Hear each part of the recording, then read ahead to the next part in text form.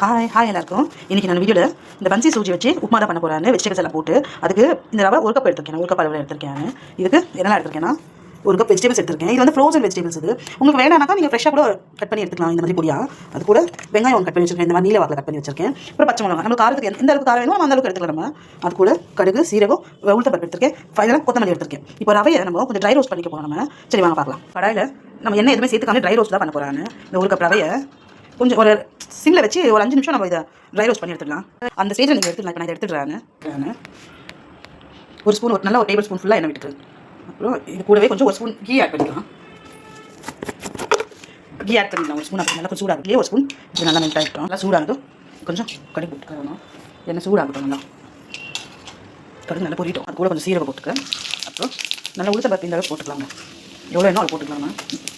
இது பொரிட்டோம். நல்லா உளுத்தம்பருப்பு கொஞ்சம் கலர் சேஞ்ச் ஆனதுக்கப்புறம் இந்த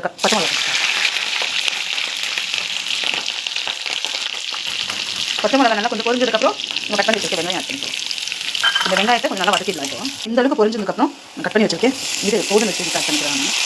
இந்த வெஜிடபிள்ஸ்க்கு தேவையான அளவுக்கு உப்பு போட்டுக்கலாம். இப்போ இந்த காய்க்கு எவ்வளோ வேணுமோ அவ்வளோ வட்ட போட்டுக்கலாம். இப்போதைக்கு இந்த காய் கொஞ்சம் நல்லா வதங்கட்டும். இப்போ நம்ம மூடி வச்சுக்கலாம்.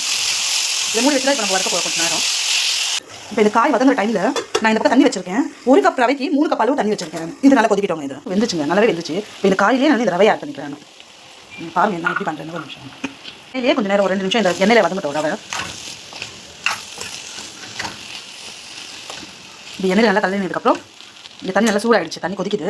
இந்த பாயில் ஆகிற தண்ணி நான் இதில் ஊற்றிக்க போகிறேன். நான் வாங்க.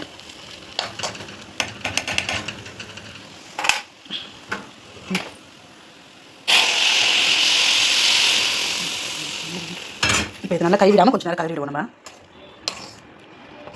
சிம்மில் தான் வச்சுருக்கேன் ஸ்டவ். நான் இப்போ எங்கேயுமே கட்டிப்படாது. இது சிம்மில் வச்சு நம்ம ஒரு 5 நிமிஷம் மூடி வச்சுப்போம். இதை அப்புறம் பார்க்கலாம். இப்போ இதை ஓப்பன் பண்ணி பார்க்கலாம். இப்போ 5 நிமிஷம் ஆகிடுச்சு.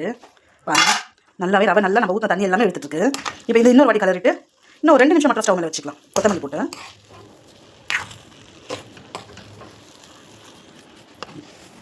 கொத்தமல்லி போட்டுரும்.